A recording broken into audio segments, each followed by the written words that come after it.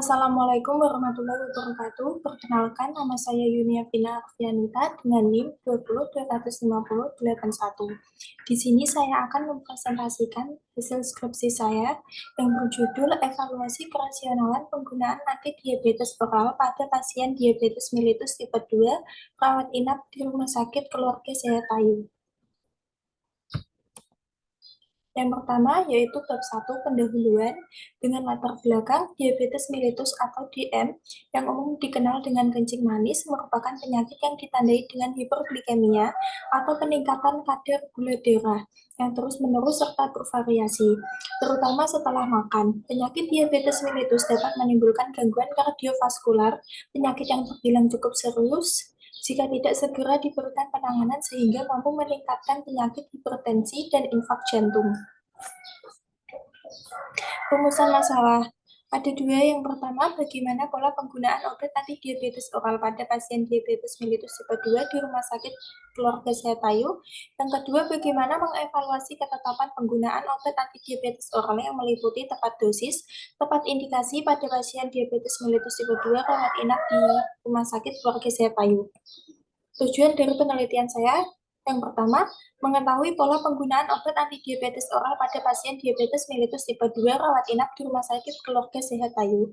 Yang kedua, mengetahui evaluasi ketetapan penggunaan obat antidiabetes oral yang meliputi tepat dosis, tepat indikasi pada pasien diabetes mellitus tipe 2 rawat inap di Rumah Sakit Keluarga Sehat Ayu.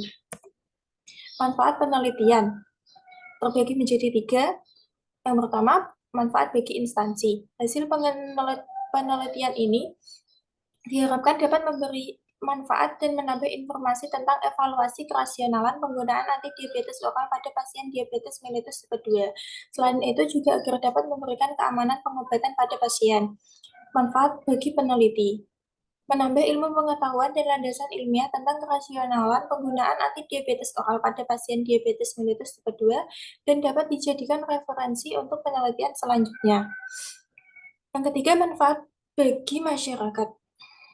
Hasil penelitian ini diharapkan dapat menambah pengetahuan masyarakat tentang penggunaan obat antidiabetes oral dalam proses pengobatan pada pasien diabetes mellitus tipe 2 rawat inap yang sering terjadi.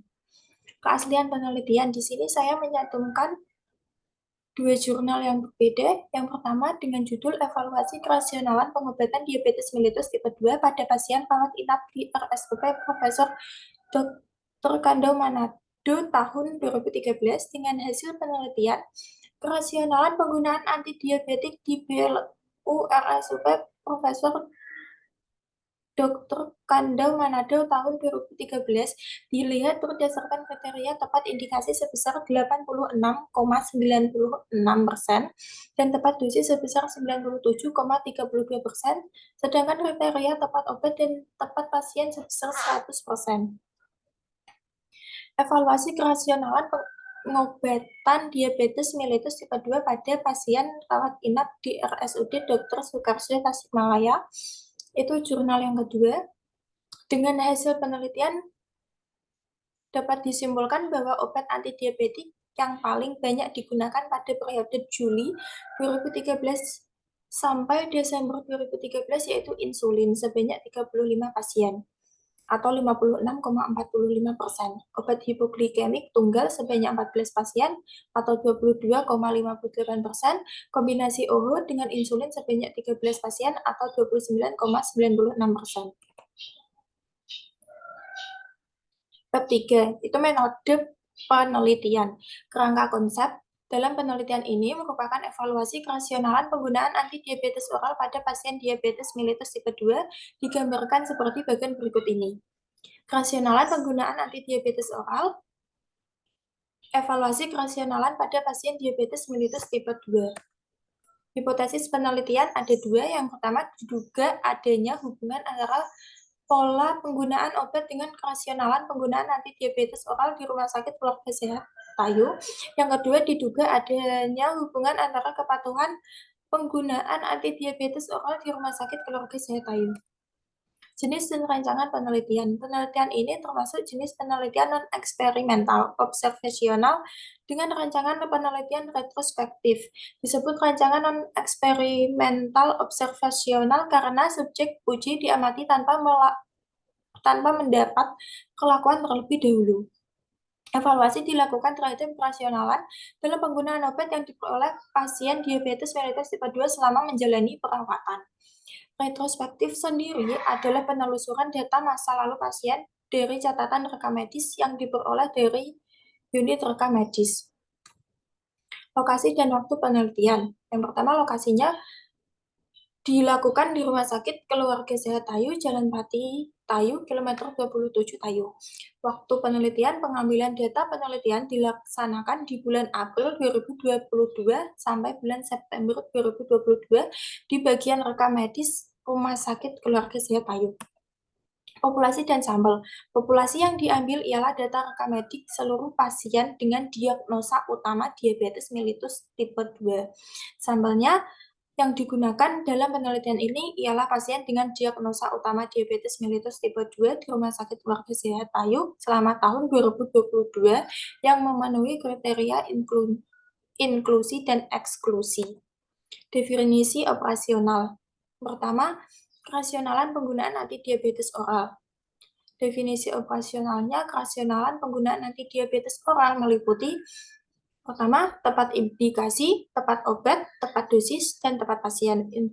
Instrumennya, data rekam medik pasien diabetes mellitus tipe 2 periode April sampai dengan September 2022. Hasil ukur kerasionalan ada 4. Yang pertama, ketetapan indikasi 100%, ketetapan obat 100%, ketetapan dosis 100%, dan yang keempat, ketetapan pasien 100%. Skalanya interval. Instrumen penelitian dan teknik pengumpulan data. Instrumen yang digunakan pada penelitian ini adalah data rekam medik milik pasien diabetes mellitus tipe 2 periode April sampai September 2022, sedangkan teknik pengumpulan datanya dilakukan dengan mengumpulkan data rekam medis pasien dengan diagnosa diabetes mellitus tipe 2 di Rumah Sakit Keluarga Sehat Tayu secara retrospektif, dimulai dengan proses seleksi untuk mendapatkan subjek penelitian sesuai dengan kriteria inklusi dan eksklusi yang ditetapkan. Analisis data. Analisis data adalah kegiatan pengolahan data setelah data terkumpul yang selanjutnya disajikan dalam bentuk laporan. Analisis ini menggunakan program Microsoft Excel 2016.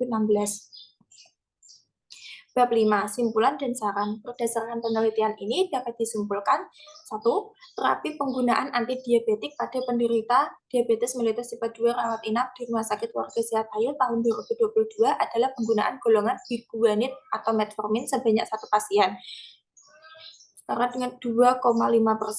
Golongan insulin sebanyak 30 pasien atau 75%, kombinasi antara sulfonylurea, glucosidone, dan biguanid atau metformin sebanyak 3 pasien atau 7,5%, kombinasi sulfonylurea, primapirid, dan biguanid atau metformin sebanyak 1 pasien atau 2,5%, dan kombinasi antara golongan insulin dan biguanid atau metformin sebanyak 5 pasien atau 12,5%. Yang kedua, kerasionalan penggunaan antidiabetik di Rumah Sakit Keluarga Sehat Tayu tahun 2022 dilihat berdasarkan kriteria tepat indikasi sebesar 86,9% dan tepat dosis sebesar 97,32%, sedangkan kriteria tepat obat dan tepat pasien sebesar 100%. Pada pengobatan diabetes mellitus tipe 2, penggunaan antidiabetik dengan obat lainnya tidak terjadi reaksi interaksi obat. Kemudian untuk saran, yang pertama bagi instansi terkait, rumah sakit khususnya para dokter yang merawat pasien diabetes mellitus tipe 2 rawat inap agar melengkapi data dan status rekam medis pasien dan sebaiknya lebih diperhatikan lagi. Rumah sakit khususnya para dokter yang merawat pasien diabetes mellitus tipe 2 rawat inap agar melengkapi pemeriksaan laboratorium pada pasien, memberikan edukasi kepada pasien diabetes mellitus tipe 2 khususnya pada kerasionalan penggunaan obat yang meliputi tepat indikasi, tepat obat, tepat dosis, dan tepat pasien. Bagian rekam medik, Rumah Sakit Keluarga Sehat Ayu untuk melakukan perbaikan penulisan di rekam medis.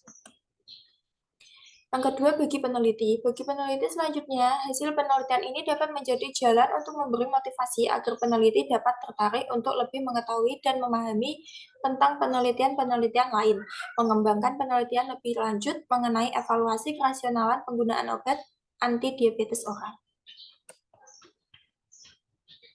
Sekian yang bisa saya sampaikan. Kurang lebihnya mohon maaf jika ada salah kata, mohon dimaafkan. Terima kasih. Wassalamualaikum warahmatullahi wabarakatuh.